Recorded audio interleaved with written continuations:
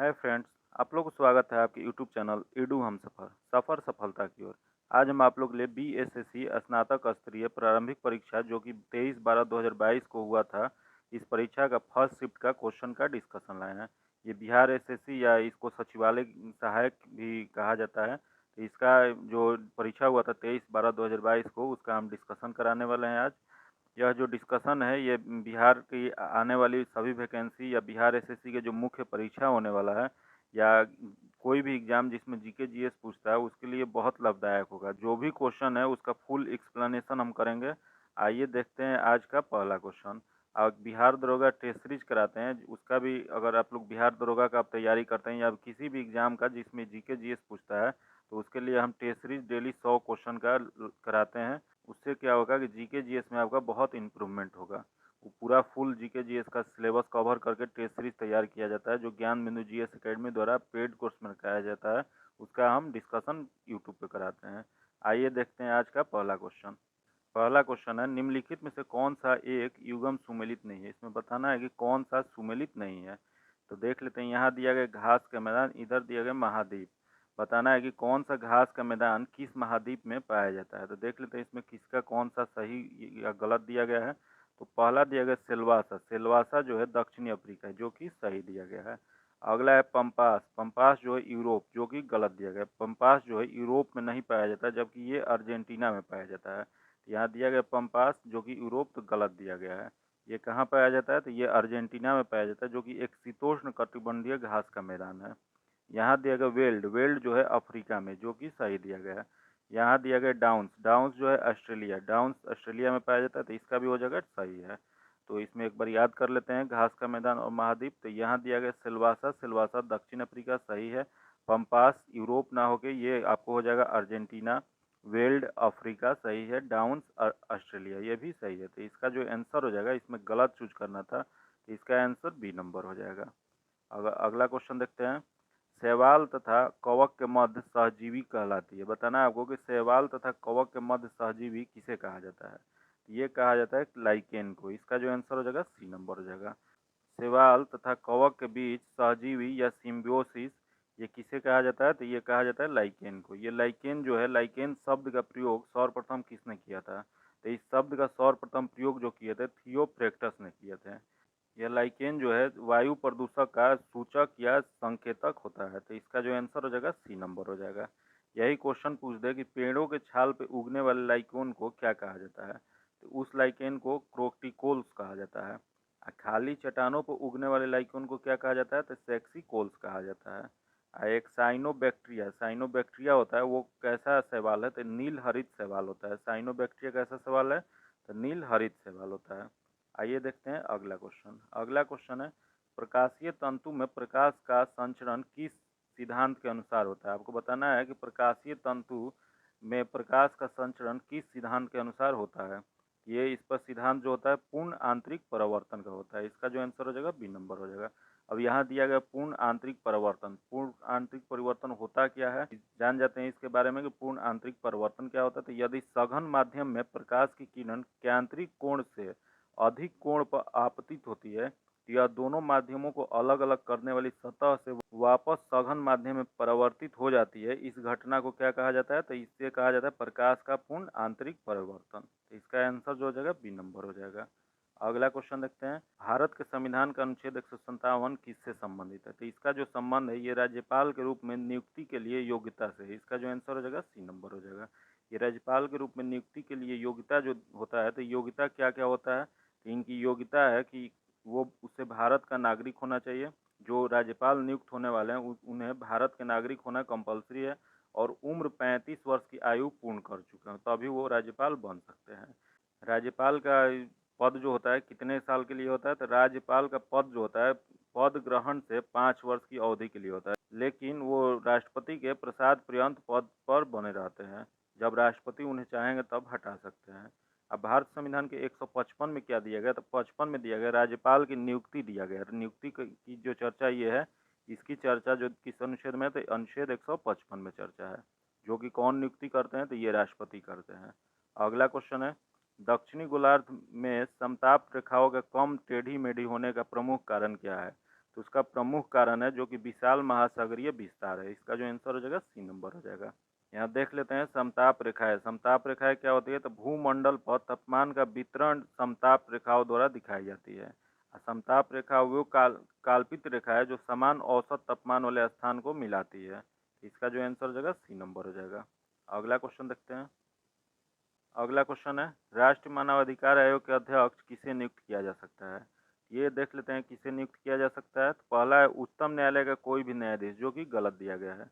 अगला है भारत का सेवानिवृत्त मुख्य न्यायाधीश, ये सही है। भारत के सेवानिवृत्त मुख्य न्यायाधीश की नियुक्ति राष्ट्रीय मानवाधिकार आयोग के अध्यक्ष के रूप में किया जा सकता है, तो ये सही है। इसका आंसर जो हो जाएगा बी नंबर हो जाएगा। अब देख लेते हैं कि राष्ट्रीय मानवाधिकार आयोग का गठन कब किया गया था। तो राष्ट्रीय मानवाधिकार आयोग का गठन जो हुआ था ये 1993 में हुआ था। याद रखिएगा, राष्ट्रीय मानवाधिकार आयोग का गठन कब हुआ था? तो 1993 में। राष्ट्रीय मानवाधिकार जो है एक बहु सदस्यीय संस्था है जिसमें एक अध्यक्ष होते हैं और 5 सदस्य होते हैं। तो टोटल कितने इसके सदस्य हो जाएंगे? तो 6 कुल सदस्य होते हैं, जिसमें से एक अध्यक्ष होते हैं, बाकी 5 उसमें उसके सदस्य होते हैं। अगला क्वेश्चन देखते हैं।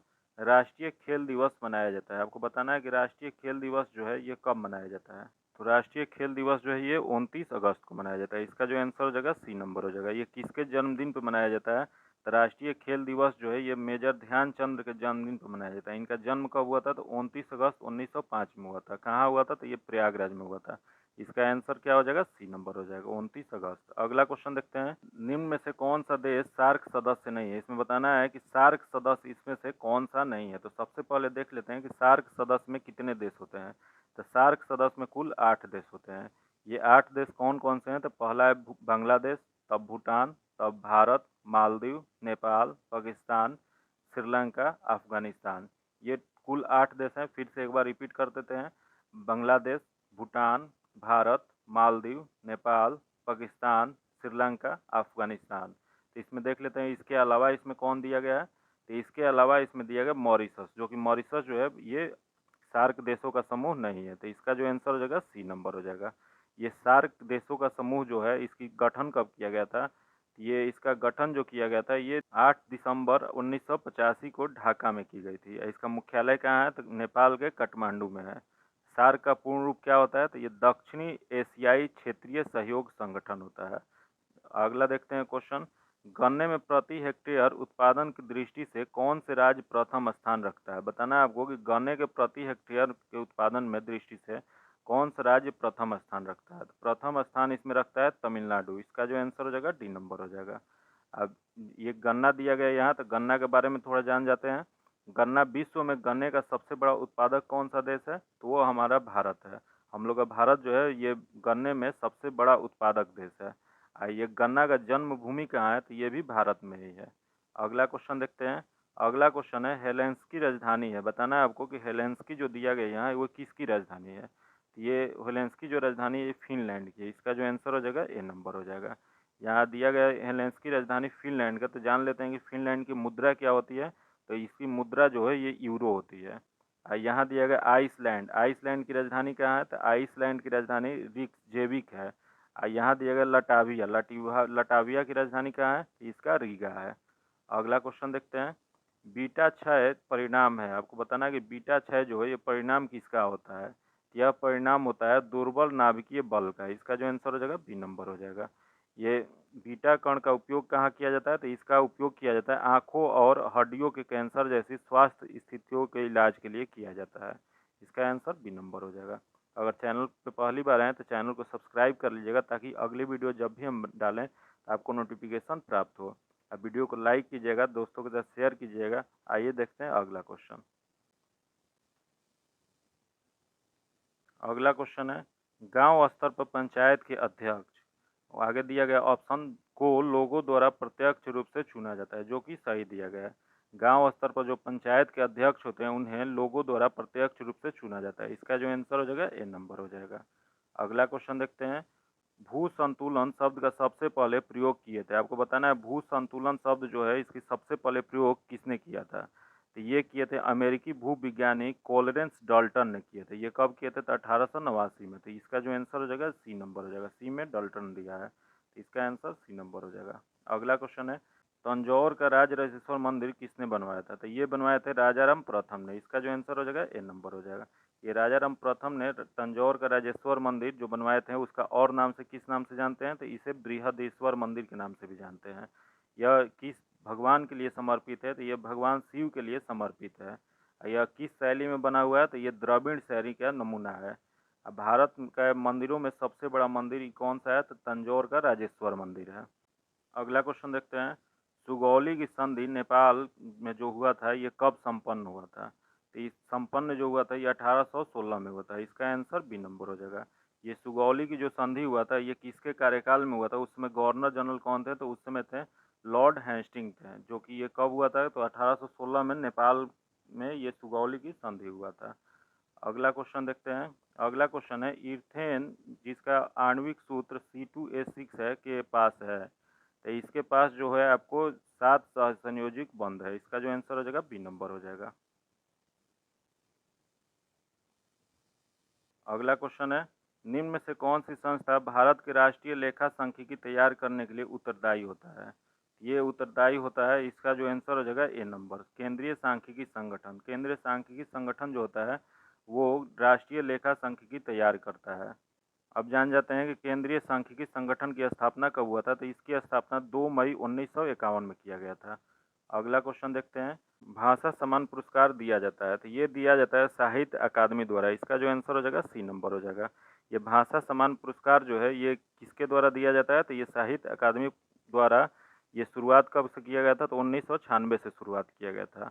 ये भाषा सम्मान में कितना दिया जाता है? तो ये 1 लाख रुपये की राशि और एक पट्टिका दिया जाता है।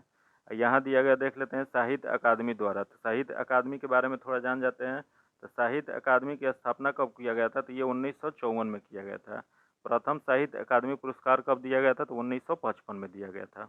अगला देखते हैं क्वेश्चन। एक स्व प्रतिरक्षा विकार जो तंत्रिका पेशी संधि को प्रभावित करता है, इससे थकान, कमजोरी और कंकाली पेशियों का पक्षाघात होता है। यह क्या है? तो यह एक माई ऑस्थियोनोलिज ग्रोइस है। इसका जो आंसर हो जाएगा डी नंबर हो जाएगा।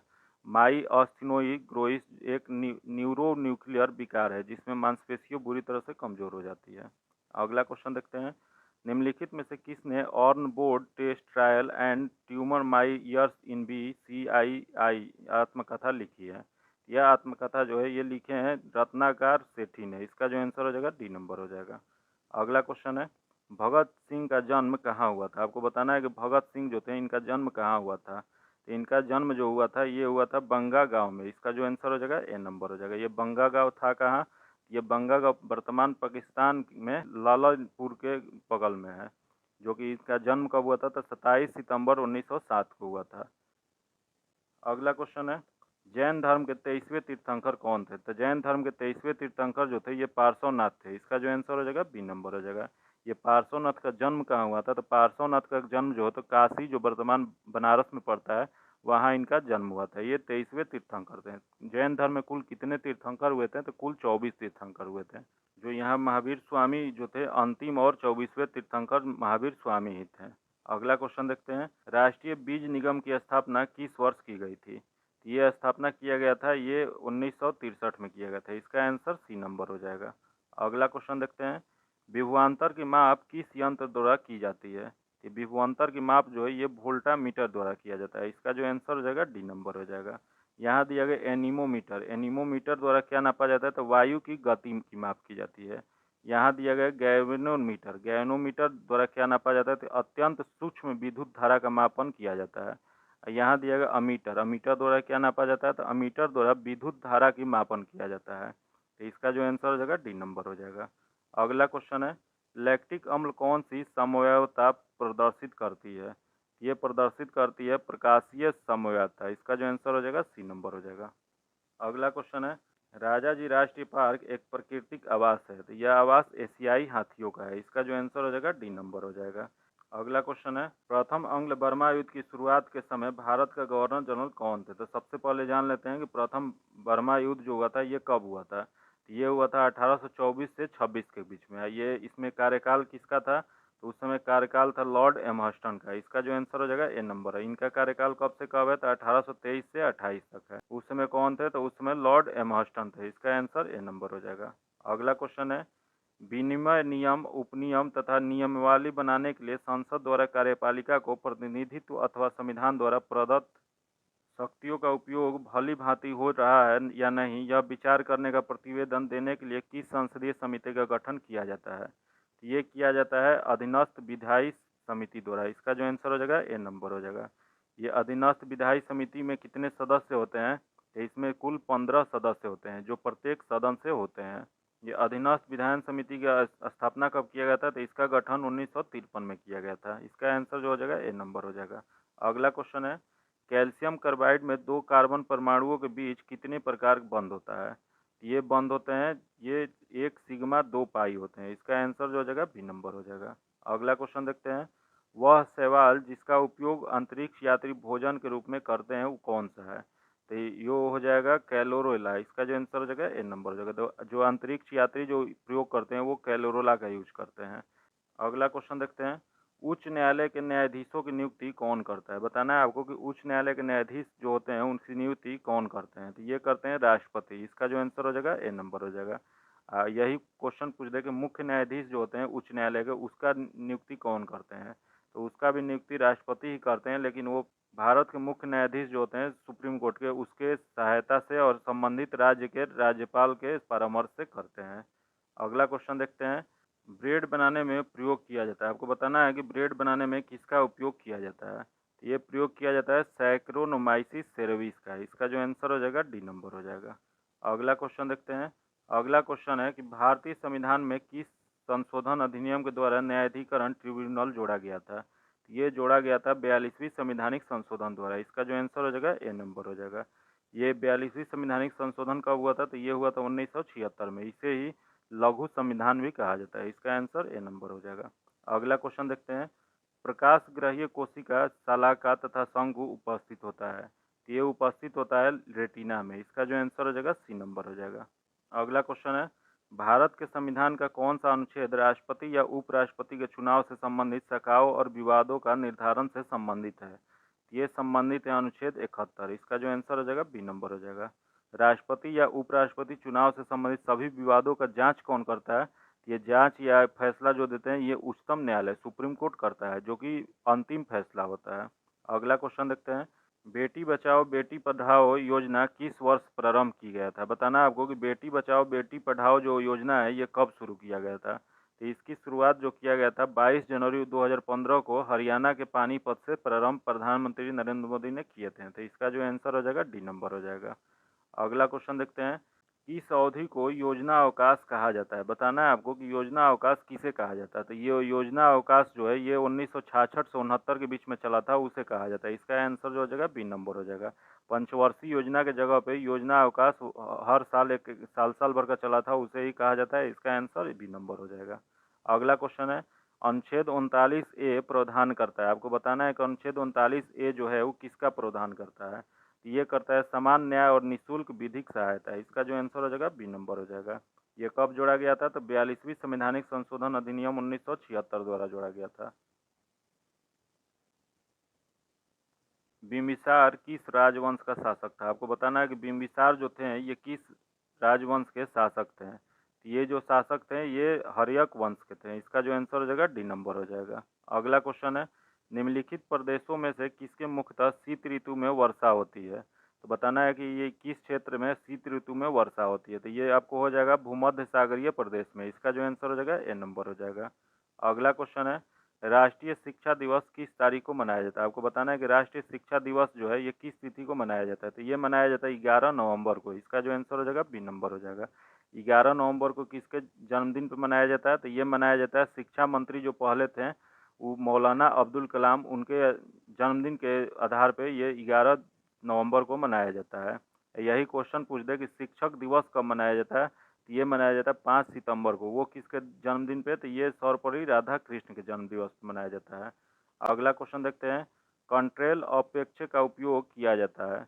ये इसका उपयोग जो है किया जाता है धुएं से कार्बन कणों को अपेक्षित करने में। इसका जो आंसर हो जाएगा ए नंबर हो जाएगा। अगला क्वेश्चन है, आरबीआई द्वारा नगद आरक्षित अनुपात CRR में वृद्धि को घोषणा की अर्थ क्या है? तो इसका अर्थ है वाणिज्यिक बैंक के पास उधार देने के लिए धन कम होना। इसका जो आंसर हो जाएगा ए नंबर हो जाएगा। शिंजे अबे डैश से प्रसिद्ध नेता थे। तो शिंजे अबे जो थे ये जापान के प्रसिद्ध एक नेता थे। इसका जो आंसर हो जाएगा ए नंबर हो जाएगा। अगला क्वेश्चन है, जगदीशपुर बिहार में 1857 की क्रांति के नेतृत्व कौन किए थे? तो ये किए थे कुंवर सिंह। इसका जो आंसर हो जाएगा बी नंबर हो जाएगा। अगला क्वेश्चन है, मंत्रिपरिषद के साथ मुख्यमंत्री इनके मुखिया के रूप में राज्यपाल को सहायता एवं सलाह देने की संविधान के किस अनुच्छेद में प्रावधान है? ये प्रावधान जो है ये अनुच्छेद 163 में है। इसका जो आंसर हो जाएगा ए नंबर हो जाएगा। अगला क्वेश्चन है, पूर्व मध्यकालीन उत्तर पश्चिम भारत का लिपि कौन सी है? बताना है आपको कि पूर्व मध्यकालीन उत्तर पश्चिम भारत की लिपि कौन सी थी। तो उस समय लिपि थी शारदा। इसका जो आंसर हो जाएगा बी नंबर हो जाएगा। शारदा एक लिपि है जो कि पूर्व मध्यकालीन उत्तर पश्चिम भारत में प्रचलित थी। इसका आंसर बी नंबर हो जाएगा। अगला क्वेश्चन है, विपक्षी दल के नेता को सदन में विपक्ष के नेता के रूप में मान्यता प्राप्त करने के लिए कितनी सीटों की आवश्यकता होती है? तो ये होता है सदन के कुल सदस्य संख्या का 10वां भाग पूरा रहना चाहिए। इसका जो आंसर हो जाएगा सी नंबर हो जाएगा। अगला क्वेश्चन है, भारतीय संविधान का 8वीं अनुसूची में कितनी भारतीय भाषाएं हैं? तो 8वीं अनुसूची में कुल 22 भाषा की चर्चा है। इसका जो आंसर हो जाएगा बी नंबर हो जाएगा। जो कि कितनी बार में जोड़ा गया? तो ये 3 बार संशोधन करके जोड़ा गया। जो कि मूल संविधान में अगर पूछ दे कि मूल संविधान में 8वीं अनुसूची में कितनी भाषा थी, तो कुल 14 भाषा थी। बाद में फिर 21वीं संवैधानिक संशोधन 1967 द्वारा 15वीं भाषा को जोड़ा गया जो कि सिंधी भाषा थी। फिर उसके बाद 71वें संवैधानिक संशोधन 1992 के द्वारा कोंकणी, मणिपुर और नेपाली ये जोड़ा गया। उसके बाद 92वें संवैधानिक संशोधन द्वारा 2003 में बोडो, डोंगरी और मैथिली, संथाली ये जो था भाषा जोड़ा गया। तो टोटल कितनी भाषा हो गई? 22 भाषा। अगला क्वेश्चन देखते हैं, यूएआई की मुद्रा क्या है? तो यूएआई की मुद्रा जो है ये आपको दिरहम है। इसका जो आंसर हो जाएगा ए नंबर हो जाएगा। यहाँ दिया गया रुपया, रुपया किसका है? तो ये इंडोनेशिया का है। अगला है दिनार, दिनार किसका मुद्रा है? तो दिनार इराक की मुद्रा है। यहाँ दिया गया रियाल, रियाल किसका मुद्रा है? तो ये ईरान का है। अगला देखते हैं क्वेश्चन, निम्नलिखित में से कौन से विभाग गृह मंत्रालय के अधीन नहीं आता है? बताना है कि इसमें से कौन सा विभाग है जो गृह मंत्रालय के अधीन नहीं आता है। तो देख लेते हैं, गृह विभाग ये आता है। अगला है राज्य विभाग, ये भी आता है। अगला है आंतरिक सुरक्षा विभाग, ये भी आता है। अगला दिया गया कानून व्यवस्था विभाग, जो कि नहीं आता है। कानून व्यवस्था विभाग जो ये राज्य सरकार के अधीन आता है। तो इसका जो आंसर हो जाएगा ये डी नंबर हो जाएगा। अगला क्वेश्चन देखते हैं, शिवाजी और जय सिंह के मध्य पुरंदर की संधि किस वर्ष में हुआ था? आपको बताना है कि शिवाजी और जय सिंह के मध्य जो पुरंदर की संधि हुआ था ये किस वर्ष हुआ था? तो ये जो संधि हुआ था 1665 में हुआ था। इसका जो आंसर हो जाएगा ए नंबर हो जाएगा। अगर पहली बार चैनल पे आए हैं तो चैनल को सब्सक्राइब कर लीजिएगा, दोस्तों के साथ शेयर कीजिएगा।